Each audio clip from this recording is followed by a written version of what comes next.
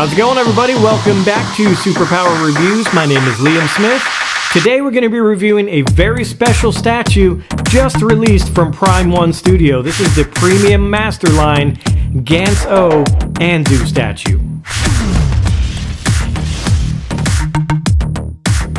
Okay, so first thing we're going to do is take a look at the box. As you can see, we have a full image of the statue on the front of the box.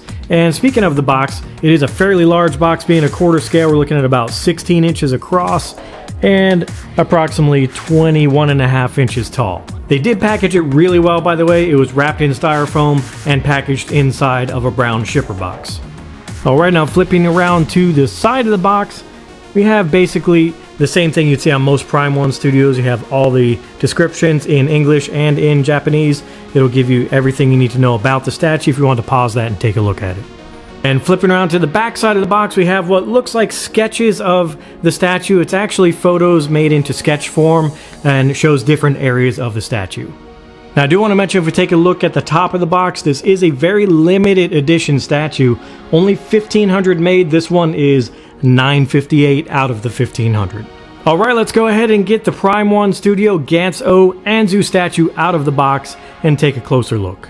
Now as we open the box, the first thing we'll find is a pamphlet with the assembly instructions.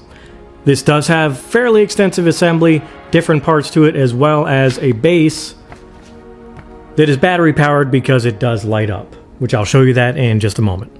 Now, a couple of bonus features here. They did send a Prime One catalog. This comes with most of their statues, shows you everything that they have in their line. And an additional nice bonus here, a Prime One calendar. So inside the box, as expected with Prime One, they do package really well in a full block of styrofoam, and it's always appreciated that they mark which side is the top and which side is the bottom.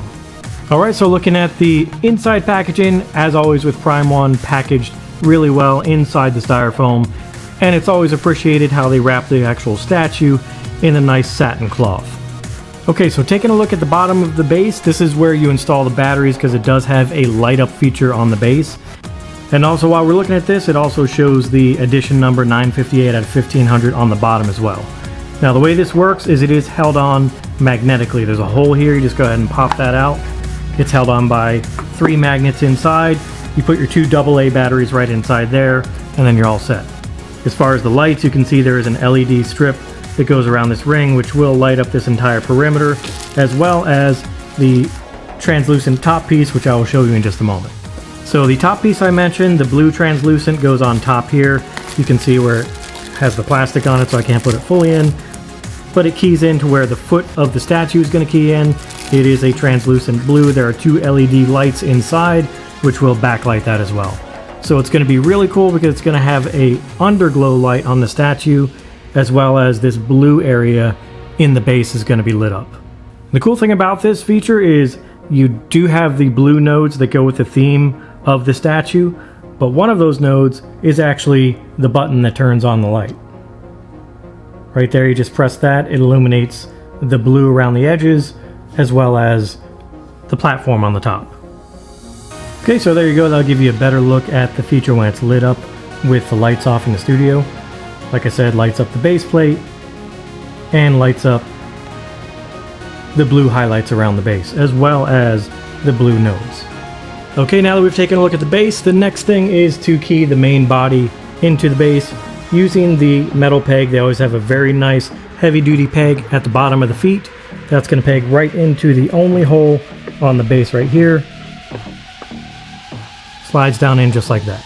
Now, as I was turning her around, I do want to mention it is sitting on a fairly flimsy plastic base. I wouldn't say flimsy, but not exactly solid as far as when they're mounted directly into polystone. Because this is a light up base, she's standing on a plastic platform, so when you're moving her around on the base, you want to be very careful. Okay, now she does come with 2 very cool weapons. This is the handgun weapon. This actually mounts on her left hip over here. There is a magnetic key right here and the key slot right there. Now you do want to look at this real quick. I did think it was a flaw at first on the Sculpt. You'll see the dent in the thigh right here and right here. That is actually by design because that's where these little tabs set in place to keep it from rotating.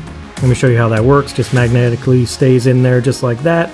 And like I said, the tabs keep it from rotating back and forth. And I did pre-fit the larger gun, and I wanted to show you something on this. It actually is fairly sketchy on how it attaches. It is a large weapon. Let me show you this. It's an incredible weapon, very highly detailed. I'll show you more details on that in a little bit. But the way it holds on is her hand is already attached to it, and it is magnetic. So you have to carefully slide it up here and let it attach there. But you can see that if I just slightly pull on this, it comes off very easily. So you want to be very careful, make sure it's seated on there really well. And once it's on there, you probably should not move the statue around very much. Okay, and the final piece of the statue is, of course, this amazing portrait. This head sculpt is perfection. Let me just go ahead and give you a closer look at that. Okay, so taking a look at this head sculpt, absolute perfection in the paint apps, in the sculpt, in all the details. I would expect really nothing less from Prime 1. They absolutely knock it out of the park every time with their head sculpts. Just take a look at the details in the eyes. They always get the alignment of the eyes. That's very important. You see a lot of lower cost statues where the eyes just don't seem to be looking right. They just don't look like they're looking at you. This actually has that look. Looks like it's looking directly at you when you have it aimed the correct direction. Very realistic and very impressive. And speaking of the paint apps on this, the eyes themselves, the details around the eyelashes, the lips, the teeth, everything is shaded perfectly. Looks very realistic, and if you look very closely at the skin, they always do a really great job getting a realistic tone. Shows the pores, shows the freckles, shows every little detail that you would see in real skin.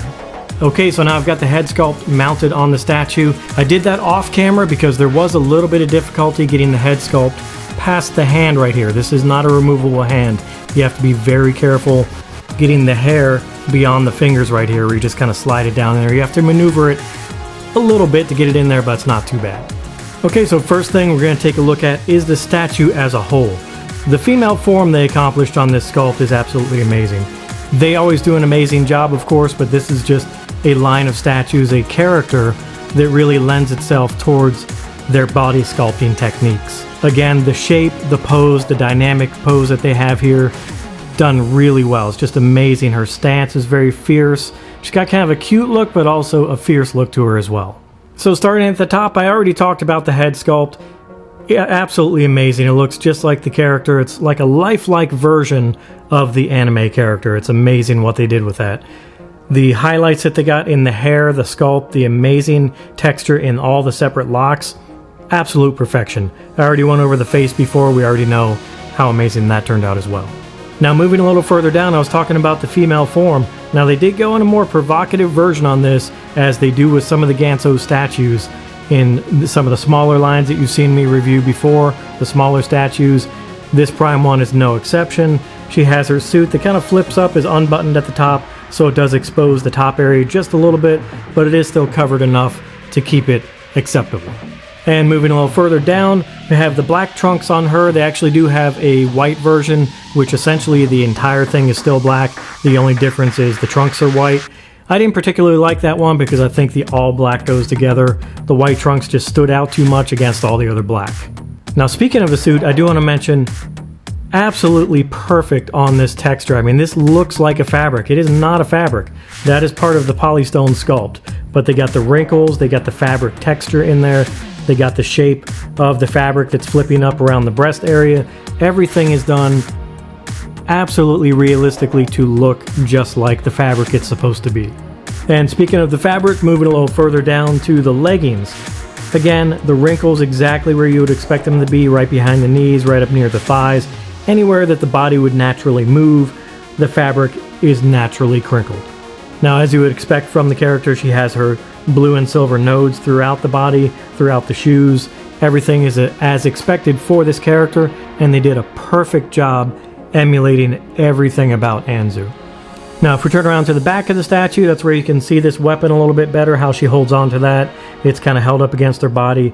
The weapon I mentioned before when we mounted that on there, mounted on her left thigh holster.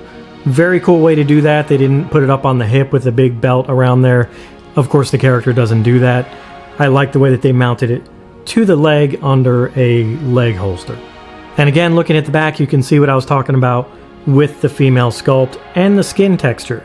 The way they have the back muscles, the twisting of the back, everything looks very anatomically correct. But if you look really closely at the skin, the paint apps that Prime 1 does on their skin tone, absolutely amazing. It's a matte finish, it's not glossy, it doesn't look fake or painted, but when you look closely, you can see the different layers, the textures that they put into it, where it's not just one skin tone. They actually have, I guess you could look at it as a speckled texture that gives it the realistic pores, freckles, even blemishes, things like that that may be on the skin.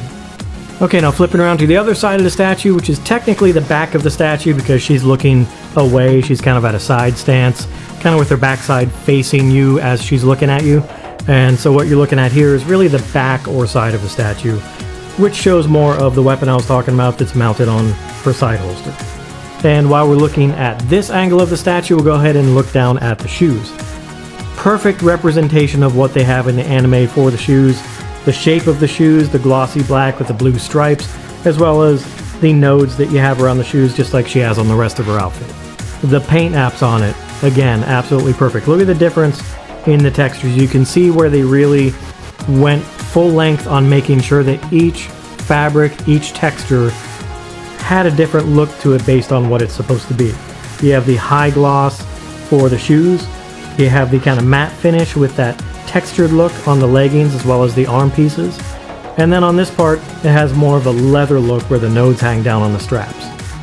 Okay, I'm flipping around to the other side of the statue. It looks like the front of her body, but it's actually the side of the statue because she looks this way. The anatomically correct muscle structure is what's really impressive here. The body sculpting, they always knock it out of the park.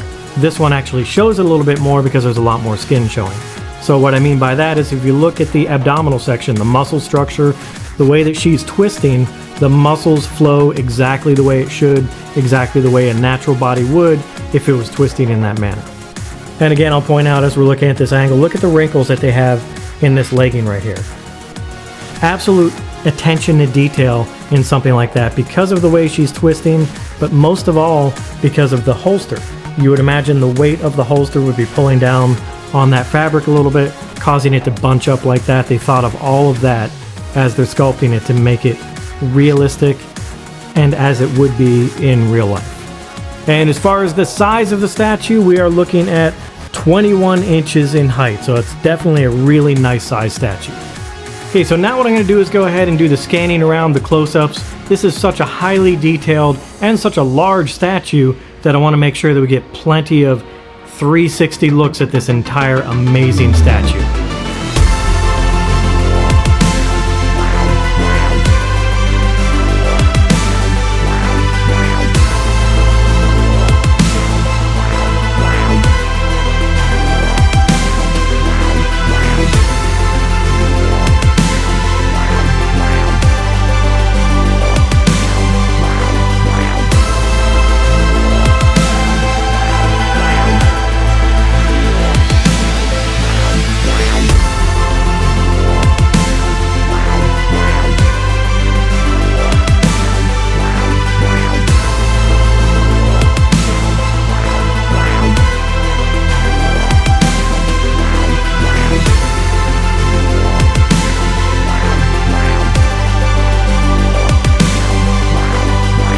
Okay, that's going to wrap it up for this review of the Gantz O Anzu statue from Prime 1 Studio.